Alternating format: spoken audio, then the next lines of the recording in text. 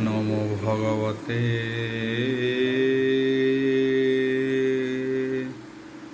वासुदेवाय।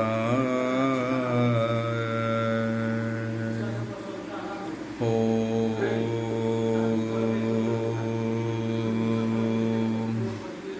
मंगलाचरण बागीचा यस्य वदने लक्ष्ये सुजच वक्ष्यसि जसते हृदय वसति तनुसिंहं भजे विश्वसर्वदिवा लक्षणं श्रीकृष्णाख्य परोध्याम जगध्याम नमामि तत् माधव माधव वैश्च सर्वसिद्धि विनायते वंदे परस्परत्यं परस्परं प्रियलोकं मूकं करति वाचलं पंकु लंघयते गिरि तत्कृपाहतमः वंदे परमानंदो माधव जो ब्राह्मण रुद्रेणं तु स्तुतन्ति दैवस्तव देवसंग पद पश्यन्ति जो समज्ञा ध्यान अवसते गदगदे मनसा पश्यन्ति जो योगिना जो सन्दे न बुद्धि सुरासुर गण देवाय स्तुते नमः नारायणं नमस्कृत्यं नर चैव नरोत्तमो देवी सरस्वती व्यासं तत जयमुदीरयेत् निर्गलं कल्पितं फलविमुखाभिद्रव्ययुक्तं पिबतं भागवतं रसमलेतं दशम अध्याय द्वादश स्कंद दशम अध्याय सुत पौराणिक जे कही सनक आदि मुनि चाही सुत उवाच बोल ब्रह्मांडवार हरिबोल से मार कंड ऋषि पुण विष्णु निर्मित माया रेण माया विभूति अनुभव से विष्णु चरणे कुसेबी से विष्णु चरणर स्तुति निरते ध्याने करुछन्ति श्री वासुदेव नमस्तुते शरणागत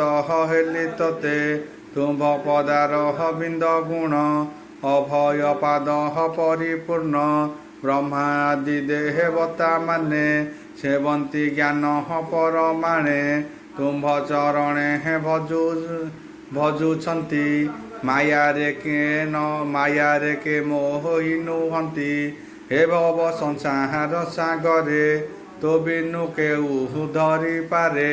हे मंते स्तुति हे वासुदेव मन लगाई हे पादे सेव आत्मा वासुदेव निवेशी सर्वजीव एक प्रकाशी जगत वासुदेव जानी सर्वे एकत्व परिमाणी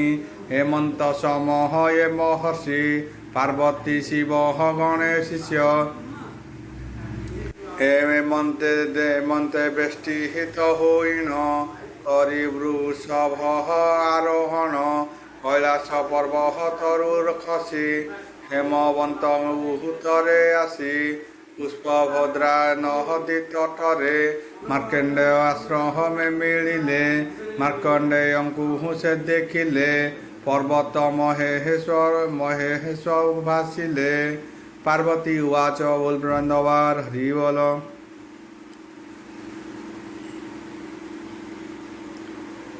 हे देव देख ऋषि ध्यान साधन करे हे ब्रह्म ज्ञान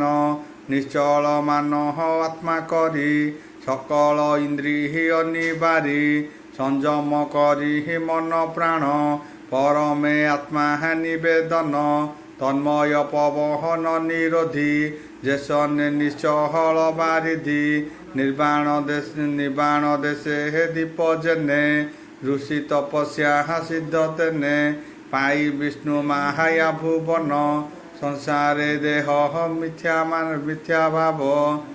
हरि दर्शन सिद्धि होई बसिछि जोग रूढ़ होई एहांक तप सिद्धि फले तुम्भे प्रवेश ऋषि आले जोग सिद्धिर फल दिय विष्णु विषय जस पाओ पार्वती ठारू ଏହା ଶୁଣି शिव कहती हि मंजुबाणी शिव उवाच बोल ब्रह्मांडवार हरिबोल हे ऋषि बरे हे इच्छा नाही शत्रुवध मुक्ति न चाही धर्मादीना काम मोक्ष मान ଏଣେ ଋଷିଙ୍କ ନାହିଁ ଧ୍ୟାନ କେବଳ ବାସୁଦେବ ପ୍ରୀତି ପରମାନନ୍ଦ ହରେ ଭକତି ମାୟା ବିଭୂତି ଭାବ ଜାଣି ସକଳ ମିଥ୍ୟା ପରିମାଣି ରହିଛି ବାସୁଦେବ ଲୟେ ବଚନେ ସମହସ୍ୟା ନଦିଏ ତେବେ ସେ ଭକତ ଆମ୍ବରି ଏହାଙ୍କୁ ସମ୍ଭାରଣ କରି ନର ଦେହରେ ସାଧୁ ସଙ୍ଗ ପରମ ଲାଭ ମୋକ୍ଷ ଯୋଗ ସୁତ ଉବାଚ ବୋଲ ପ୍ରାନ୍ଦବାର ହରି ବୋଲ ହେମନ୍ତେ କହିଣ ଶଙ୍କର ସକଳ ଭୂତେ ଯେ ଈଶ୍ୱର ହର ପାର୍ବତୀ ଦୁଇ ଯାଇ ଋଷିଙ୍କ ଆଗେ ଉଭା ହୋଇ ଈଶ୍ୱର ଋଷି ଦୃଷ୍ଟି ନାହିଁ ଶିବ ଗଣକୁ ନ ଦେଖଇ ଆପଣା ଦେହକୁ ନ ଜାଣି ହେମନ୍ତେ ଜାଣି ଶୂଳ ପାଣି ଯୋଗ ମାୟା ବହଳେ ମହର୍ଷି ମାର୍କେଣ୍ଡ ହୃଦୟ ପର ବେଶୀ ପବନ ପ୍ରାୟ ହୋଇ ପଶି ନ ଜାଣେ ମାର୍କଣ୍ଡେୟ ଋଷି ହେମନ୍ତ ରୂପେ ହେ ମହେଶ୍ୱର ଝଟା ଝଟକ ବିଜୁଳିର ଚନ୍ଦ୍ର ସୂର୍ଯ୍ୟ ଅଗ୍ନିଲୋଚନ ଶିରରେ ଚନ୍ଦ୍ର ଶୋଭାବନ ପାଉଛି ଦଶ ଭୁଜ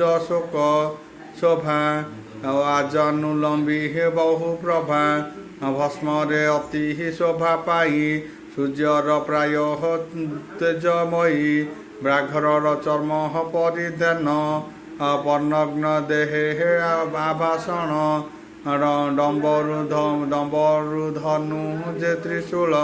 କାଣ୍ଡ ଖଡ୍ଗ ଚର୍ମ କପାଳ ପରଶୁ ରୁଦ୍ରାକ୍ଷର ମାଳି ଅଭୟ ବରହ ହସ୍ତେ ଧରି ହେମନ୍ତେ ରୂପ ହୃଦେ ଚାହିଁ ମାର୍କେଣ୍ଡ ବିସ୍ମୟ ଯେ ହୋଇ ମହେଶ୍ୱର ରୂପମ ହୃଦୟରେ କାହୁଁ ଏ ଦରହସନ ହୋଏ ଚିତ୍ତମ ଅଛି ବିଷ୍ଣୁ ତହିଁ ମହେଶ୍ୱର ରୂପେ ହେତ ଦେଖଇ ବିଚାରି ଚକ୍ଷୁ ଫେରି ବେଗେ ହର ପାର୍ବତୀ ଦେଖ ଆଗେ ସହିତେ ରୁଦ୍ର ଗଣ ଚାହିଁ ମାର୍କେଣ୍ଡ ସଭ୍ରମ ହୋଇ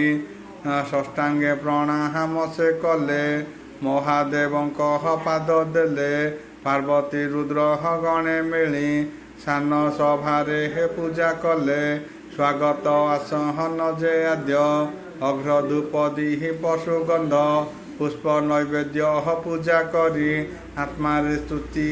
ସେ ଆଚରି ତୁମ୍ଭେ ଯେ ଅଟ ପୁଣ୍ୟ କାମ ଜଗତ ବରହ ଦାତା ନାମ ଜଗତ ନିର୍ମାଣ ତ ରୂପ ହେ ଦେବ ବିଶ୍ୱରୂପ ସତର ଯତ ଗୁଣକ ମୃତ୍ୟୁ ରୂପ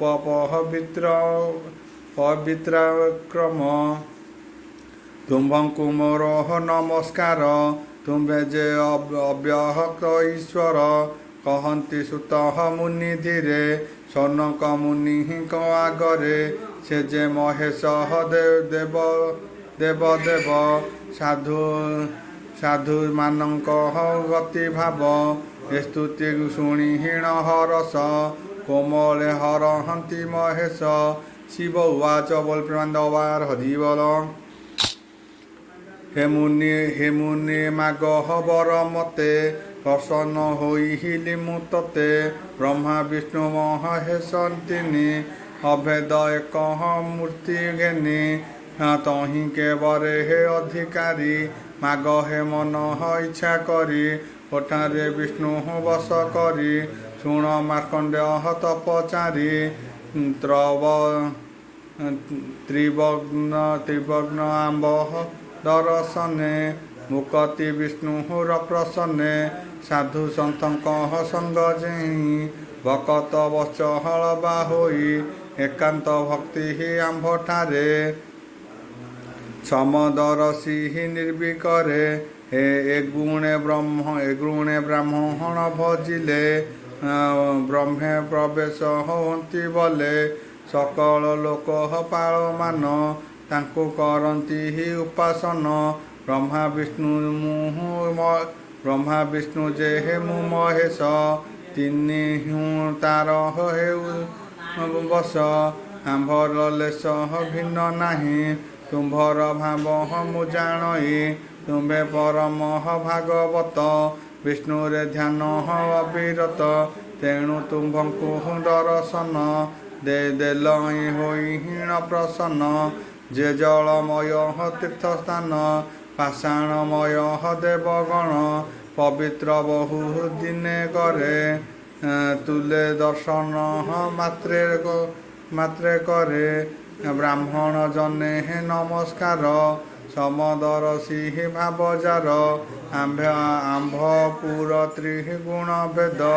ରୂପ ଯଦୁ ଯେ ସାମ ବେଦ ଆପଣା ସମାଧି ଯୋଗରେ ତପ ସାଧନ୍ତି ସଂଯମରେ ନାନା ଭାବରେ ବିହରନ୍ତି ଜଗତ ପବିତ୍ର କରନ୍ତି ଜାନାମ ଶ୍ରବଣ କଲାରୁ ଦର୍ଶନ ସେବା କିବା କରୁ ମହାପାତ କି ଅନ୍ତର୍ଜାତି ଏମାନେ ପବିତ୍ର ହୁଅନ୍ତି ବିଶୁଦ୍ଧ ବିଷ୍ଣୁର ଭକ୍ତ ବିଷ୍ଣୁ ଗଣ ବ୍ରହ୍ମ ଯାର ଚିତ ସେ ସାଧୁ ବ୍ରାହ୍ମଣ ସଙ୍ଗତେ ସଙ୍ଗ ହୁଅନ୍ତି ଯେବା ନିତ୍ୟେ କିମ୍ପାଇଁ ପବିତ୍ର ନୋହିବେ ସେ କିମ୍ପା ସଂସାରେ ପଡ଼ିବେ ସୁତ ଉବାଚ ବଲପ୍ରବାନ୍ଦବାର ହରିବୋଲ ସୁତ କହେ ସହନକ ଶୁଣ ସେ ଚନ୍ଦ୍ରଶେଖର ବଚନ ଭୂପତ ଧର୍ମ ଯୁକ୍ତ ବାଣୀ ଅମୃତ ଆପ୍ୟହୟକେ ମୁନି ତାମନ ତୃପହତ ନ ହୋଇ ମହେଶ ଭାବେ ମନ ଦେଇ ସୁଧା ବଚନ କର୍ଣ୍ଣେ ପିଇ ଅଜ୍ଞାନ କ୍ଲେଶେ ଦୂର ହୋଇ ଶିବ ପୀୟୁଷ ବାଣୀ ଶୁଣି କହ ଏ ମାର୍କଣ୍ଡେୟ ମୁନି ମାର୍କଣ୍ଡେୟ ଉବାଚ ବଲପ୍ରବାନ୍ଦବାର ହରିବୋଲ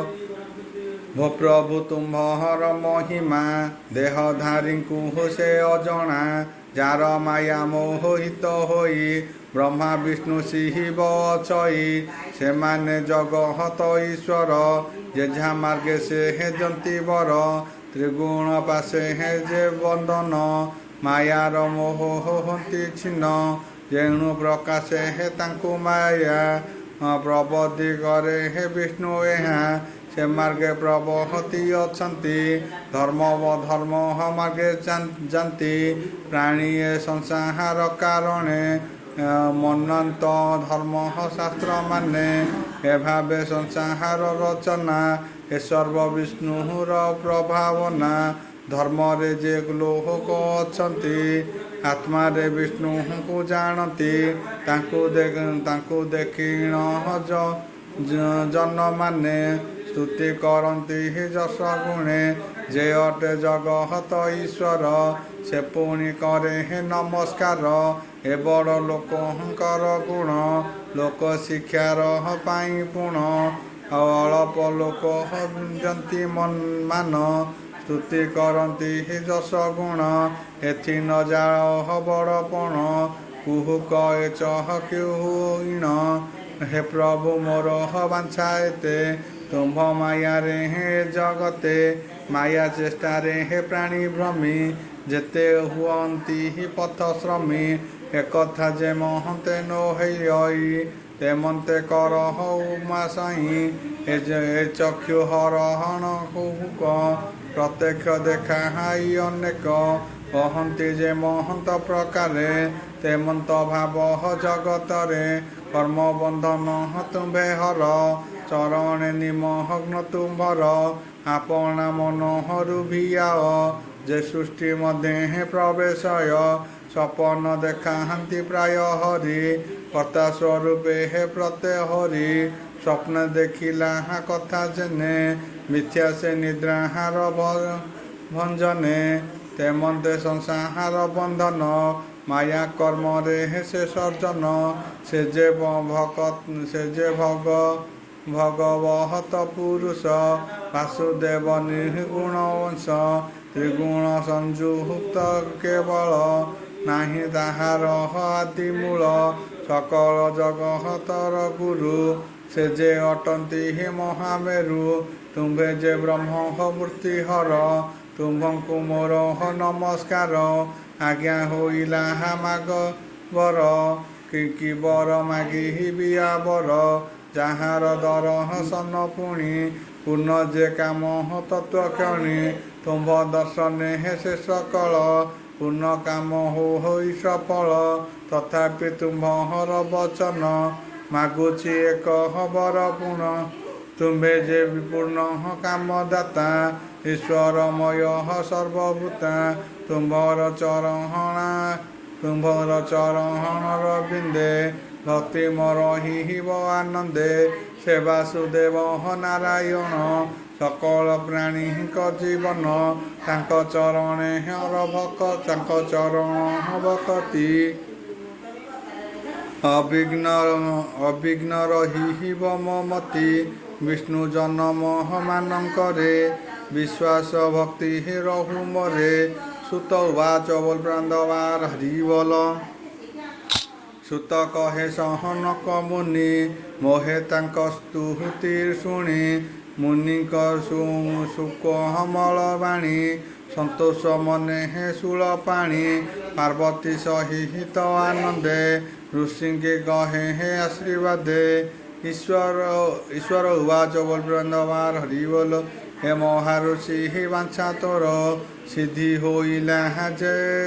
जेनिकर वासुदेव चरणे भक्ति अभिघ्न लभ से हो गति सातकलप परिजन्ते अजाम्न हुआ कुनिश्चन्ते प्राप्त हऊ जस पुण्य भूत भविष्य वर्तमान अक्षय तीनि काले ज्ञान आत्मा रे परमात्मा चिन्ह लभ वैराग्य विष्णु ज्ञान हेउ तो ब्रह्म तेज पुण पुराण कर्ता तुम्भे हुआ जहार नाम मार्कंडेय सुत कहे मन मिशारण्ये सनक मुनि सन्निधाने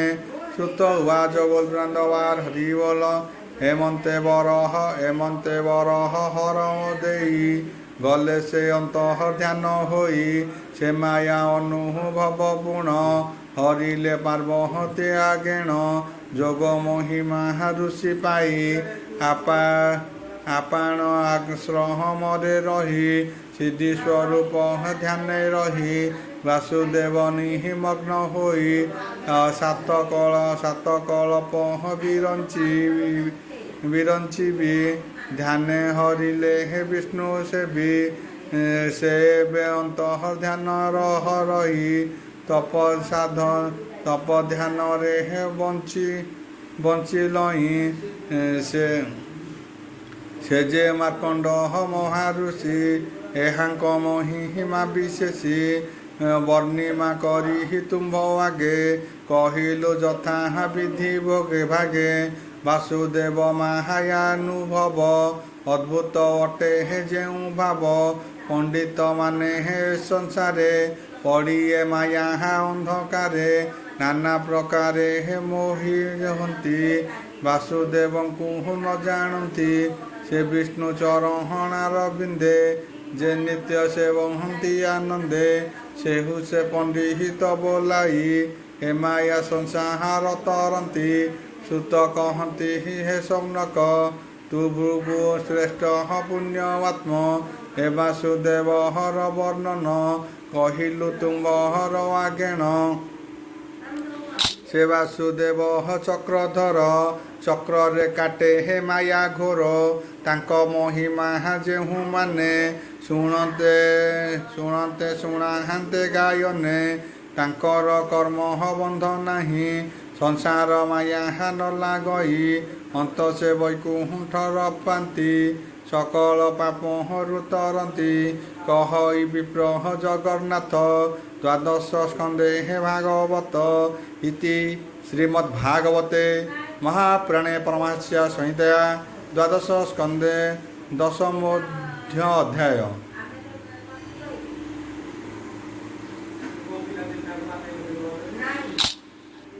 एकादश अध्याय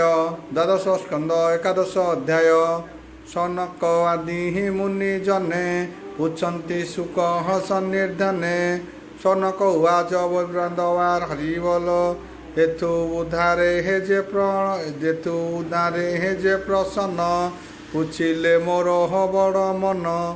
विशेष तुम्भ शास्त्र ज्ञाता मंत्र तंत्र जे हे रवकता बहुत प्रकारे अभ्यास जेणु तुम्भ व्याहशंक विशिष्य सर्वदोषा सर्वदेवान्ति हि सार से ही पुराण भागवत जहि भागवतर तत्वमान देवांत सार जेउ ज्ञान जेणे जाहार हंती अभ्यासे आश्वास करे हे तार रस जे प्राणी विष्णु को जानती से सेवा मंत्र महदे भजन्ति ओम मुरुवस्य